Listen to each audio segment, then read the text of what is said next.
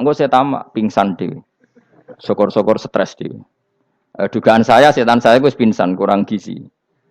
Karena memang setelah itu setan goda gini. Lalu sebelum Allah jangan-jangan ada wujud yang lain.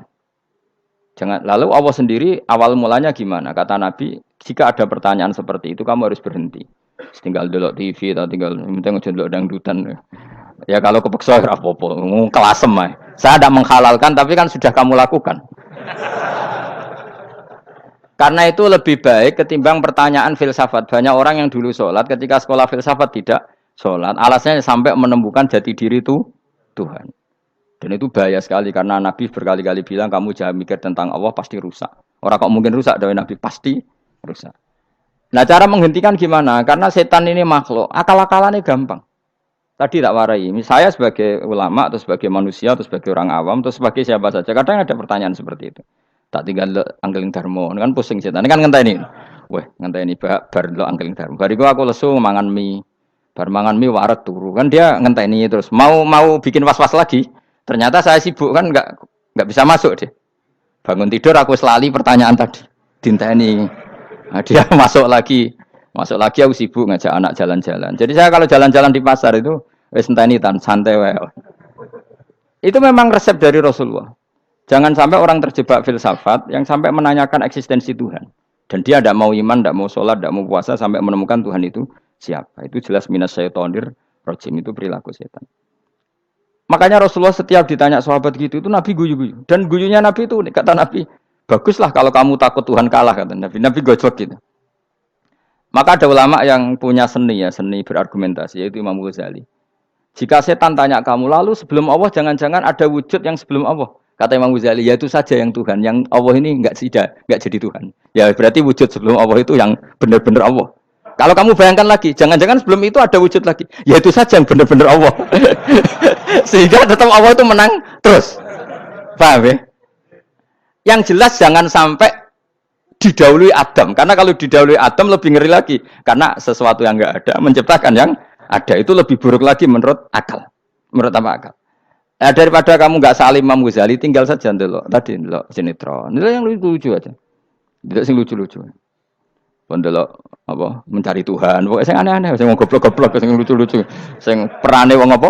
Lha saya sering diprotes saya. Gus Salim jenengan kok sering ndelok sinetron sing ana dialog wong goblok-goblok. Wong goblok ku menarik cara kula.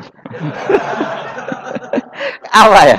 Cara pandang itu di luar dugaan saya karena kula berkali-kali loh kalah wong goblok. Jadi makanya ini tak cerita nih beberapa kali yang jari Gus Wak cerdas berkali-kali kalah sampai goblok. Ada seorang santri itu ingin dibelikan bapaknya itu sepeda motor. Bapaknya wong desa, senengane ngrumat sapi wedhus.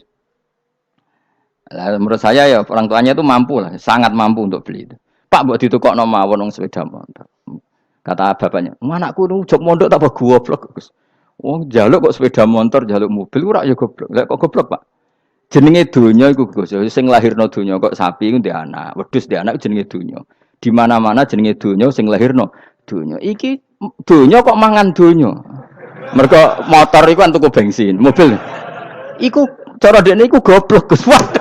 Batin berarti kabeh kiai goblok perkarane tuku donya sing ngentekno donya. Cara dekne donya iku sing lahirno donya. Batin kok pinter iki batin. Untungnya saya ini ulama ya, ahli tafsir ya malu. Sebenarnya kalah itu ya malu. Tapi saya sebagai orang objektif fair, itu teori benar apa? Jadi donya itu ya sing lahirno donya. Donya kok mangan donya itu goblok. Untungnya dia dengan saya itu jaraknya 5 kilo 7 kilo karena tidur. Lala dia diterkon sepeda motor, aku tetap mau kalah. Pak, nanti jalan kaki saja. Karena kalau pakai motor ini kegoblokan kata saya. Terus mendingan nih. Loh Gus mau kalah tadi.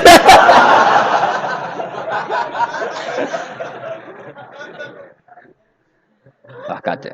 Singkat cerita dia bersikeras nggak mau beliin sepeda motor anaknya karena di mana-mana dunia gue sing lahirno dunia nggak boleh dunia kok mangan. Ini satu kegoblokan yang agak ilmiah tadi. Nah Imam Asy'ari juga ngalami hal yang sama. Imam Asy'ari itu punya kita kalau ahli sunnah kan 2 partai ya. Ya, dalam ahli sunnah itu hanya ada 2 partai juga. Kalau enggak Asy'ari ya Maturidi.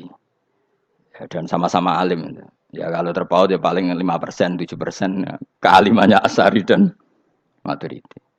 Imam Asy'ari itu bikin logika yang jelimet seperti saya sekarang ini, logikanya yang jelimet tapi permanen. Jadi yang saya ajarkan tadi itu logika yang jelimet tapi apa? Permanen. Karena tadi alam raya ini kadung wujud. Kalau kadung wujud pasti pewujudnya yang menciptakan wujud pasti adalah kewujudan. Karena al-adam la yu'atsiru syai'an. Di mana-mana kenihilan tidak yu'atsiru syai'an. Ya sepakat ya, gampang kan? Tentu wujud ini prima disebut wajibil wujud. Lalu Imam Asy'ari itu bersikeras. Kalau imanul muqall itu tidak diterima. Terus banyak yang keberatan ulama, tapi Nabi nyatanya yaktafi bi imanil a'rab al khalina anin nadur. Nabi nyatanya mencukupkan imannya orang-orang Bedui yang mereka itu kayaknya tidak bisa mikir. Ya, Nabi yaktafi bi imanil a'rab itu wong desa al khalina anin nadur yang mereka itu tidak bisa apa? Berpikir. Singkat cerita Imam Asy'ari survei. Coba ayo kita tanya orang-orang kampung. Ternyata kegoblokan orang kampung itu ya ilmiah, masyhur itu. Imam Asy'ari saja harus belajar dari wong awam, wong goblok-goblok. Kita kok ingin ya Badawi bima araf tarobak. Kowe kok iman be Allah itu bima araf tarobak. Lalu kamu tahu Tuhan kamu atas nama apa? Dengan logika apa? Jawabnya enak ya. Al-ba'ratu tadullu alal ba'ir wa atharul aqdam yadullu alal masir.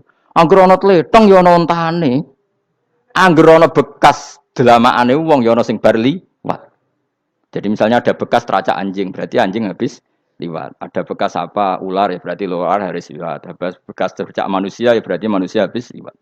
La wa hadzal alam atharun min athari qudratillah. Alam iki bekas mesti ana sing gawe. Jadi Mas Ari pinter juga mesti logikane gak jelimet tapi agar ana tletong ana sapine. Ana teracake wong berarti ana sing bar liwat. Dene ngomong gampang wa atharul aqdam ya dulu alal masir. Nah, terus Imam Asy'ari habis itu ngendikan, ya sudahlah dengan logika apa saja. Meskipun karena zori hadal Arabi bagaimana cara berpikir Bedui ini, sementing ada nazar. Apa ada nazar. Ya nazar apa saja. Misalnya orang ahli matematika mungkin bilang angka dimulai dari 1. 0 itu akal-akalane Khawarizm. Mergo ini kebingungan nulis 10. Tapi tetap angka itu dimulai dari 1. Kalau misalnya 1 untuk mecah kesulitan ya harus dimulai 0,1. Tidak bisa 0 tok. Jadi 0 dulu itu untuk mematahkan kalau jumlah itu tidak sampai 1. Tapi faktanya jumlah itu kan pasti 1 karena dimulai dari wajibil wujud. Khawarizm itu ya pinter matematika. Saya juga punya ilmu hisamnya Khawarizm. Itu kan dia karena kebingungan angka pecah. Misalnya 1 tidak sampai 2. Mau tidak mau harus ditulis 1,5 misalnya. Paham ya? Lalu kalau sebelum 1 tetap dia harus 0,5. Lalu hakikat 0,5 itu kan bagian dari wujud apa bagian dari Adam? Tetap bagian dari wujud. Jadi 0,5 itu kan khayal kuliah. Tak warai ya. Mungkin saya ada ahli matematika ala wong kampus, tapi saya tahu Kang, ala Islam itu lebih gampang. Misalnya gini. Sesuatu itu kadang kamu putuskan itu satuannya 1. Tentu ketika separuh kamu katakan baru separuh. Tapi sebetulnya ketika satuan itu kamu katakan 10, yang separuh itu sudah 5. Itu kan terserah sing bagi, napa? Terserah sing bagi. Ya iya dong, misalnya 1 juta, 5-nya artinya apa coba? 500.000 kan. Sekarang kalau 100.000, 5-nya jadi berapa? 50. Kalau 1,5 jadi. Nah, itu kan terserah satuannya apa? Tapi tetap dari 0,5 itu tetap menunjuk sesuatu yang wujud. Yaitu 5-nya sebetulnya apa? 5 yang separuh tadi. Paham sih kalau maksud? Tetap nggak bisa sesuatu dimulai dari apa? 0. Nah, makanya kata Abdul Hamid Khan kalau dalam mendidik tauhid, itu gampang saja tadi. Alam raya ini kadung maujud. Kalau kadung maujud pasti disebabkan oleh sesuatu yang wujud. Karena wujud pencipta harus berstatus prima. Lah prima ini atau premium ini kita sifati wajibil wujud. Atau kamu katakan apalah kausa prima atau musabibul asbab. Nah kelirunya kita dalam berislam itu, kritiknya para ulama, kita ini nyebut Allah dulu baru menceritakan status Allah. Kalau zaman Nabi itu dibalik. Status wajibil wujud itu kita terangkan dulu, baru yang oleh Islam itu namanya Allah. Paham ya?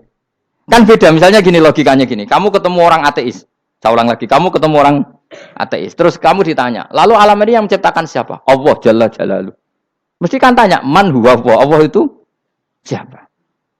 Kalau dulu Islam mengajarkan enggak gitu. Surat pertama turun apa coba? Iqra. Iqra itu enggak nyebut kata Allah. Iqra bismi rabbika. Rabbika itu siapa? Alladzi khalaq. Sebutlah nama Tuhan. Yang berhak menyandang Tuhan adalah zat yang pencipta. Itu tidak ada kata Allah. Di surat Mudatsir, surat kedua. Ya ayyuhal mudatsir kum fa'anzir wa rabbaka fakabbir. Bukan Allah fakabbir, wa rabbaka fakabbir. Sehingga cara berpikir gini dibalik. Sebutlah Tuhan kamu. Tuhan itu siapa? Yang berstatus Tuhan adalah zat yang berstatus pencipta. Nah, lalu pencipta ini oleh Islam dinamai Allah. Kalau orang ateis kamu langsung bilang Allah, man huwa Allah. Berarti pertanyaannya Allah itu siapa? Lalu kamu jelaskan Allah adalah pencipta. Allah adalah wajibil wujud. Tentu lebih gampang kamu terangkan. Makanya Al-Qur'an menerangkan amukhuliku min ghairi syai'in. Maknanya saya di sini maknanya ya Allah, apa? Allah. Apakah mereka diciptakan tanpa pencipta? Tentu setelah Islam tahu itu namanya siapa? Allah. Paham ya? Kalau balen malih. Jadi sebetulnya Quran itu ngajari kita itu ilmu mantek yang luar biasa. Misalnya ya Yuhanna su'budu siapa? Rabbakumul ladzi khalaqakum walladzina min qablikum. Sembahlah Tuhan. Tuhan itu siapa? Pencipta kamu dan pencipta orang-orang sebelum kamu. Lalu Tuhan ini oleh Islam dinamai Allah. Tapi kalau langsung kamu bilang ke orang ateis atau orang Uni Soviet, Allah itu Tuhan. Allah itu siapa? Sebab itu di beberapa ayat dijelaskan dulu status Allah. Sifatnya Allah, keakhasan Allah, keakhasan Tuhan. Yang dikatakan Tuhan adalah zat pencipta. Kalau tidak pencipta berarti tidak Tuhan. Sekarang Yesus pencipta bumi apa enggak? Enggak, karena dia lahir sudah di bumi. Begitu juga Fir'aun. Fir'aun itu kalah telak sama Nabi Musa gara-gara logika ini. Ketika Nabi Musa ditanya Fir'aun, "Wa ma rabbul alamin?" Lalu Tuhan itu siapa? Kata Musa, Rabbus samawati wal ardi, yang menuhani langit dan bumi. Jadi Fir'aun, ndak, ma'alim tulakum min ilahin wairi. Saya jalan-jalan kemana-mana yang dikatakan Tuhan oleh masyarakat saya kok. Nah, kurang ajar Fir'aun. Terus kata Musa, ya Tuhanku yang di langit. Terus manggil Haman Mesir. Ya Haman ibn Ili sorhalla ali abluhul asbab samawati fa'attoli ila ilahi. Musa. Haman, bikinan saya piramida yang tinggi. Aku akan lihat Tuhannya Musa. Ada enggak di sana? Padahal misalnya munggah tenan yang pangeran ra iso didelok kan repot Nabi Musa. Wah parah ya, nggak piramida nginceng pangeran teprak itu kan. Akhirnya Musa pakai logika. Ya sudah gini saja, Rabbukum wa Rabbu abaikumul awwalin, yang menuhani nenek moyang kamu yang dulu-dulu. Oh itu langsung fabuhita Fir'aun. Fir'aun tuh kaget sekaget-kagetnya. Dan para penggawa Fir'aun sadar. Wah kalau Fir'aun yang Tuhan, babanya tanpa Tuhan. Kan Tuhannya balita kan gitu kira-kira. Tuhannya balita. Tuhannya barulah. Itu kan jadi logika yang mematikan. Kalau Fir'aun Tuhan berarti babanya dulu yang wujud itu tanpa Tuhan. Karena Tuhannya baru lahir. Ini ada Tuhan kok datang terlambat ini kan. Akhirnya para punggawanya Fir'aun iman. Macam gendeng ya, Fir'aun itu gendeng. Itu pentingnya logika. Rabbukum wa Rabbu abaikumul awwalin.